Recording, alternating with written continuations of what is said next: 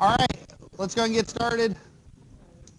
All right, so a couple quick announcements because I want everybody to be aware of a couple things. I wanted to talk a little bit about the attendance, and honestly, there's a little bit of confusion on my part. This is my first time teaching in this room for about 2 years, so in the past couple years, they've installed these card scanners in the back of the room. Turns out that they're for a Marshall program called the Herd Path program, basically just trying to make sure that students are remaining on track. So a couple things I want to mention. Please feel free to continue to use those. Those are really, the university trying to make sure that everybody's on track. So please feel free to use those. I am currently working to get access to that data so that I can just use it for attendance. My theory is that you all can just use that and scan your card, and then that will be good for attendance. But there's a little bit of doings in regards to getting me access to that, so that might take a little while. So in the meantime, we're still going to use the sign-in sheets. My lab tech hasn't made it yet today. I think he might be running a couple minutes late. It's no big deal. Everybody will just sign out as they leave, but we'll worry about that as we leave. So everybody okay on that? Okay, all right. We're going to keep on trucking with our quiz schedule. So like I said, like I've said in previous weeks, once our lecture is done today and once I process the attendance, I'm going to upload a multiple choice quiz. So it'll be available sometime later this afternoon, and then that will close by next Friday at 11 a.m. So just make sure that you take that quiz. Sound good? Any questions? All right. So a little bit about our speakers today. I'll go ahead and tell you, usually one of the things I like to do each semester when it comes to this course is I like to do two things. And I think what I'm going to do for the lecture at the end, I've got a couple different ideas, but I want to make sure that I'm bringing in some current students, some juniors and seniors to come in and talk to you, these students that have had successful internships.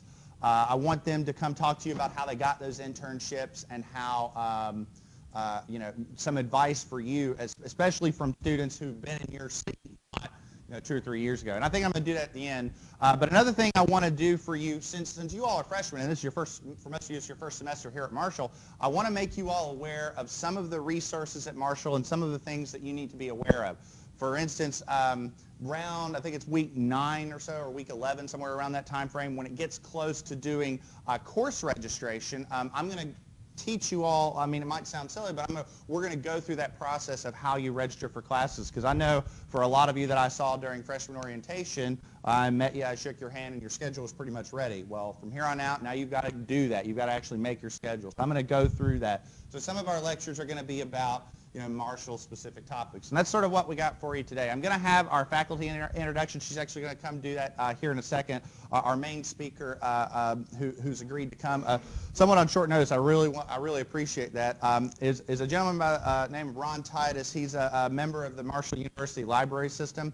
He's going to talk to you about some of these resources that you might not be aware of, but since you're freshman students here at Marshall, you really need to be aware of a lot of this stuff for assignments, not just in engineering, but throughout your engineering curriculum. So I, again, want to thank Ron for coming. And everybody, let's give Ron a round of applause.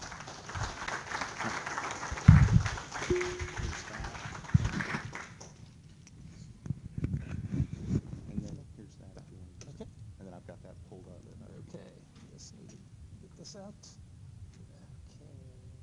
Okay, and okay, now how? Oops. Okay, hit the escape button. And there we are. Okay. As he said, my name's Ron Titus. I am one of the research librarians there in Drinko. I want to let you know Drinko is the main library on campus. However, older materials, government documents, special collections materials, so local history, Marshall history materials are all located in the Morrow Library, which is a building actually next to Smith Hall here, the other side of the communication building. They have different hours than what the main building has. So one of the things, you take a look down here, This right here lists the hours for the different libraries. So you see there's Drinko, there's special collections, there's Morrow Stacks, government documents, South Charleston, the Health Science Library. They all have their different ones.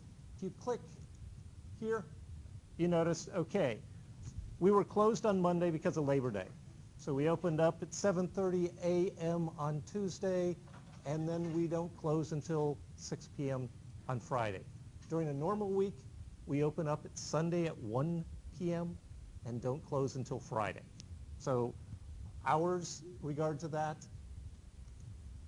Drinko Study Center, they have their own separate hours. They also have their own separate entrance. Anytime that the main library is closed, I should say, you can go in through the study center, use their computers, their resources, and you notice they stay open till 1 a.m. Saturday, whereas the main library closes at 6 p.m. Then they open up at 10 a.m. on Saturday and stay open till 1 a.m. Sunday. Then they open up again in 10 a.m. Sunday, and then they stay open until 1 a.m. Saturday morning. So they've got their own schedule in regard to that. The thing about that is that you need to have your Marshall ID with you. If you don't have your Marshall ID during the times that the main library is not open or after 8 o'clock at night, you would not be able to get into the building without your ID. Also, you cannot check any material out without your ID. There are various rooms in the building that you can use, but you need to have your ID to do that. Okay, so talked about hours. One other thing while we're down here, I'm going to mention study rooms. There are different rooms in the building. We click here, comes up and lets you know 24-hour study room center has times. You can see anything that's green, nobody has a room reserved. Anything in red, the room is reserved. So at 11 p.m. Till 12 a.m., somebody's got the room reserved. So they've got different rooms, different capacity. You click on a particular time, and then a form comes up asking you to confirm this, hit the submit, and then it's going to have a form that you fill out. Since I have a limited time, I'm not going to walk you all the way through the process. Okay. One of the things I do want to show you right here, ask a librarian. You have questions, you can ask. Right here it says, okay, I think we're right in the middle of the shift change. So normally you can type in a question here and get a response in real time. We have someone Monday through Friday, 10 a.m. to 6 p.m., and then once again Sundays, 2 p.m. to 6 p.m. So you can ask questions real time. You can always email questions, and we say we'll answer those within 48 business hours. If it's during the week, it tends to be a whole lot faster than that. There is a way you could schedule a one-on-one appointment with a librarian through the Writing Center software. Click on here, schedule a research consultation. They'll ask you to sign into the Writing Center. And once you get there, you'll see a list of names, and then you'll see one line that says research, librarian, finding sources, and citation help. Click on that, set up an appointment, and you can have a half hour to an hour working with a person on your particular project, whatever that happens to be. You can also, anytime, stop by the reference desk, which is right there. It's part of the circulation desk right when you walk into the Drinko Library. We have someone there from 10 till 6, Monday through Friday. There are also people there with circulation services, checking books out and everything. You can ask them questions when we're not available, and they'll do the best that they can as well. They are there When the library is open 24 hours, there's someone there 24 hours that you could ask questions with. Okay. Using the library databases. If you're running into problems, and generally this only happens when you're off campus, you can't get access to something, there's a form here you can fill out. There are information about the different libraries if you click on these links. If you're using a mobile device such as a phone or like that, click on that, it will dial the number. I click here, it would send an email to us so we could get information to you. Here's a list of the librarians that are working here in Drinko, over in Morrow, South Charleston. So you can click on any of those and send emails to us directly. Got questions? I'm right here. Send an email to me and I'll be glad to answer anything that I can. Okay. Got library databases. I'm not going to try and walk you through that. It takes quite a while to do that, so your professor wants a session, that type of thing, you can always schedule something like that. Library catalog, as it says here, you can find out what books, ebooks, journal titles, not the articles, CDs, DVDs, any of those in regard to that. IDS, Interlibrary Loan, Easy Borrow. I mentioned these. Marshall does not have everything. We don't have enough money and we don't have enough space. So we've entered into some agreements, one of which is Easy Borrow.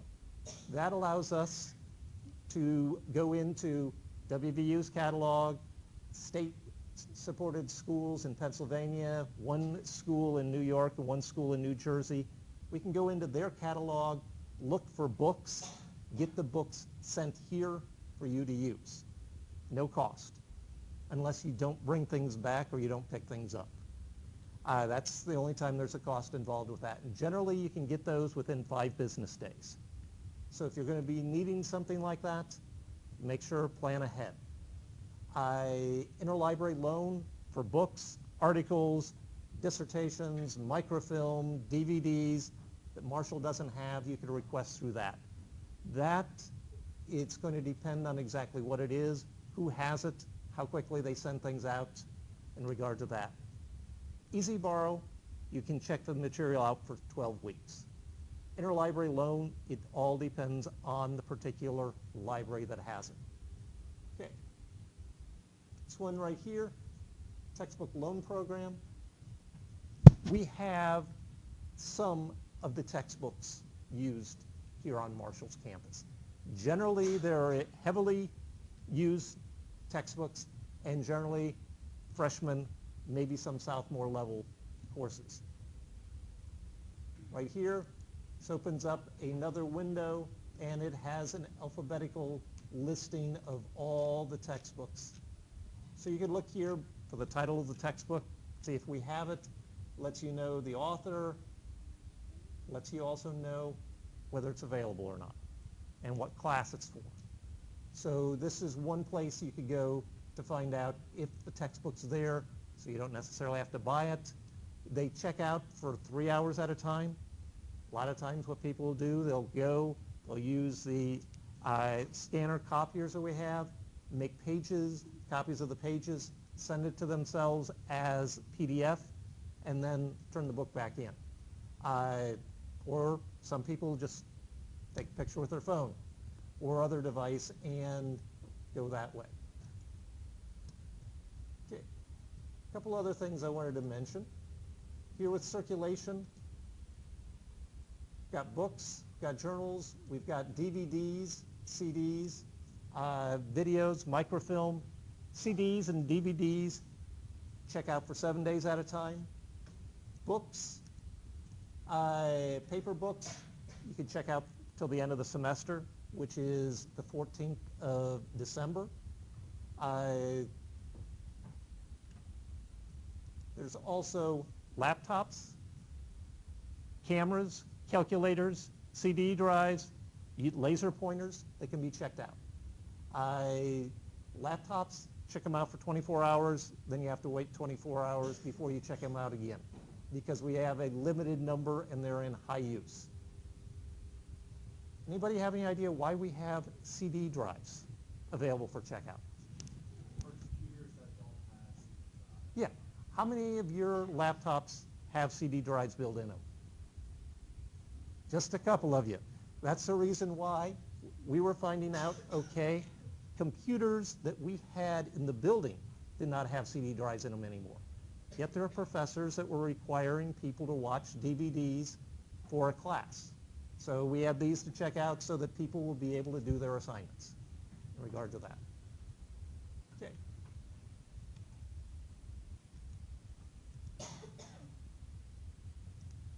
So talked about the fact we've got library catalog. You can look for journals. This will take you to some of the journals that we have listed. You can look for specific titles of journals or by categories. Create a reference database. I'm going to mention here, this is a full text database of everything that, well, it's full text reference material. See encyclopedias, dictionaries, also those types of things are located in there. So you can check under a topic, get information.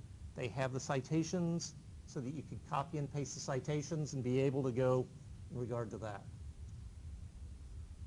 Databases, as I mentioned. One other thing that I'm going to mention right here before I finish up is Summon. Summon is our current, basically, Google for the library. It allows you to search all the databases, the library catalog, Marshall Digital Scholar, all at one time, which is helpful at times, but like Google, you could end up with thousands or millions of hits, and then you have to figure out how can I narrow it down to exactly what I want.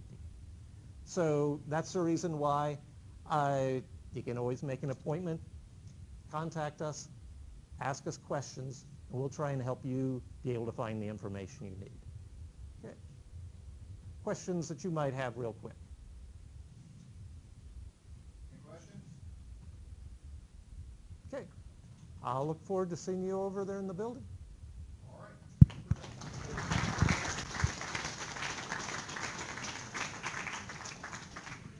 Thank you again. All right. Before we close it out today, again, as you recall, each week I like to have one of our engineering faculty come in and introduce themselves. It's a way for you to get to know some of us and the folks you're going to be interacting with over the next few years.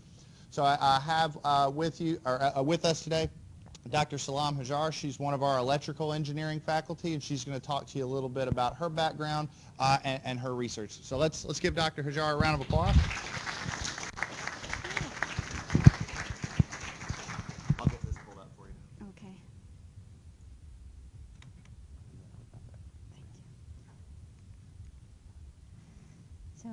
Hello everybody. I believe I have seen some faces that I know already who are my students in 104. Would you please raise your hand? Wow. Okay, so I will give a brief introduction about me for those who do not know me so far. My name is Salam Hajar, as Dr. Michelson said, and I am basically an electrical and computer engineer. I have graduated from Syria a very long time ago. And I had my first master in computer science in France. It was my second master. It was also, first one was about computer engineering, and it was about hardware. The second one was about safety and of documents online, and it was in the National Institute of Applied Science in France. And then I changed to a completely different topic, which is the control of embedded and hardware systems. It took me 4 years to take my PhD, but in the last year I was a teacher in industrial engineering in France, and it was working in parallel. It gave me a lot of experience of being a student and a teacher in the same time, being on your seats and here in the same time and see the differences. After that, I had my postdoc and research on smart grids in France, Grenoble. It took me 6 months. After that, I went to Brazil. For 1 year, I worked on diagnosability of embedded systems. And then I finished up here in 2016. What do I do for Marshall? A lot of things. Oops. Okay. This is not the updated, I'm sorry. Okay. So I teach engineering profession. I teach introduction to digital systems. I teach engineering analysis for mechanical and electrical students. I teach programming lab. It's C and C++. I teach circuits 1 and 2. Also engineering analysis, again for mechanical. Where you can find me? In engineering building in 3111. Anytime you see me in the office, you can lock the door, but I prefer that you make an appointment or you come in the office hours. What do I do in research? This is one thing of what I do, is solving the problems before they happen. When you have a system that is based on components off the shelf, you buy a component from company X, Y, and Z, and you put them together, most probably they will make problems. So my work was about diagnosability of the system, studying how the components will be working together before installing the system on the final chip, making sure it's correct. If it's not correct, then propose a controller automatically done, not a human being code, automatically done, and install it. Then make sure that when you control the system, it still do anything. The steps I do, I first select the components, then we do the modeling, then we do automatic detection of the errors, we do automatic correction, and here we do verification that the system works.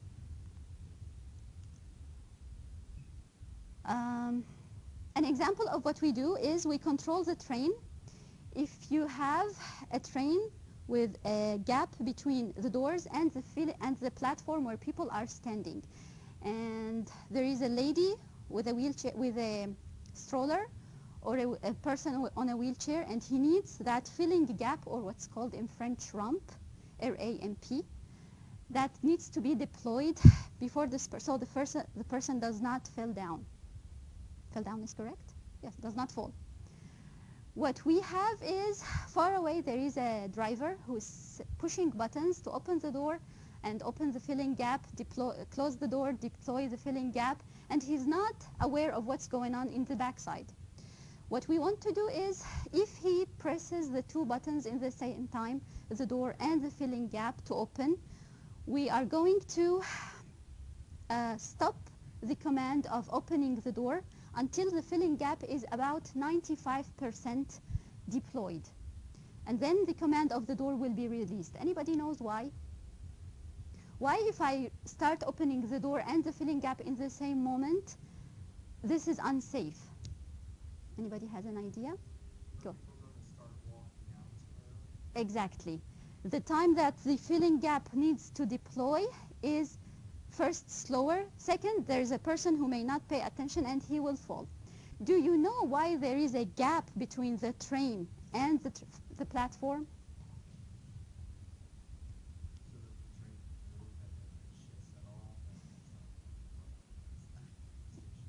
This is one thing, but mainly it's because the railway where the trains are walking or are circulating, it has been built way years before the new trains. So not every new train is compatible with the platforms. So instead of rebuilding the platforms, they are just adapting the new trains. Another thing that I do is smart grids. And have you ever heard about smart grids? Yes? No? Smart grids are the networks where we have producers of energy, producers of electricity, and users, us, clients. When these guys are talking together, me as a producer, I can generate this amount of electricity for this amount of money at this time. The clients will say, I will need this amount of electricity, and I can pay this amount of money. To make this network not that messy, we provide a controller that receives all the commands from the clients, receives all the offers from the producers, including two specific types, which are the wind turbines and the solar panels, which are not available all the time. Especially the solar panels, they do not work at night.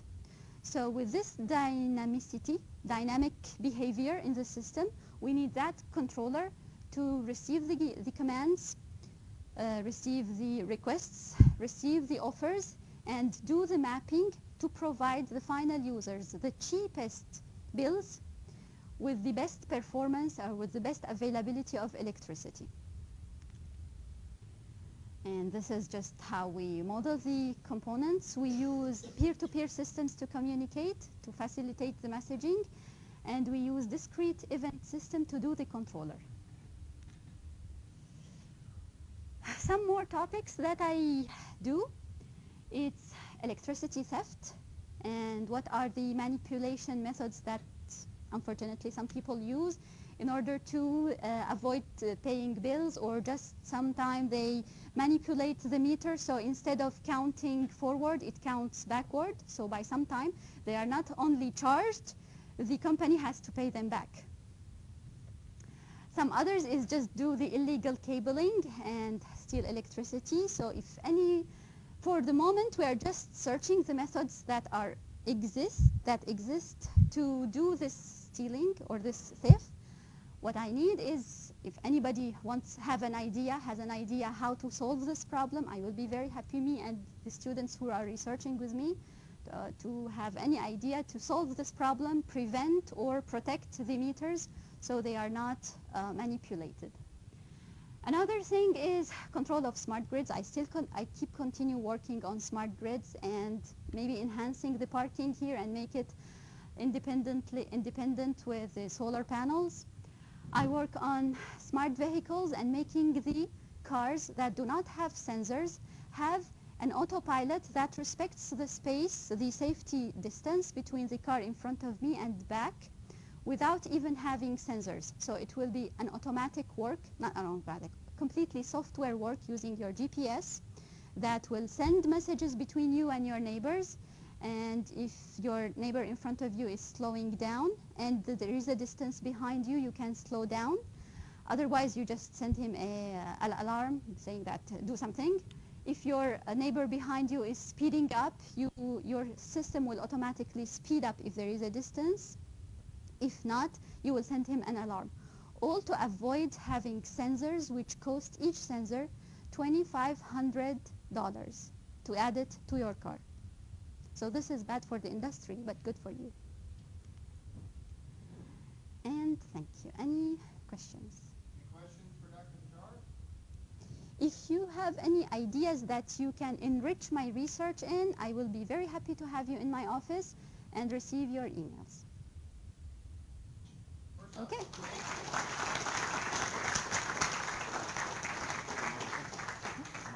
Yeah, sure. All right, so just a quick recap before we close today. So it's a little bit of a shorter lecture today. Don't forget, first off, for attendance for the class, don't forget to sign the attendance sheets in the back. Also, if you have your student ID with you, please go ahead and scan that as well. As soon as I get access to the card scanners, my plan is to start to use those for attendance, but for now, go ahead and I mean, it's not that big of a deal. If you've got your ID, go ahead and do both. Don't forget the quiz, which is closing Friday at 11. I'll post that later today. Y'all have a great weekend.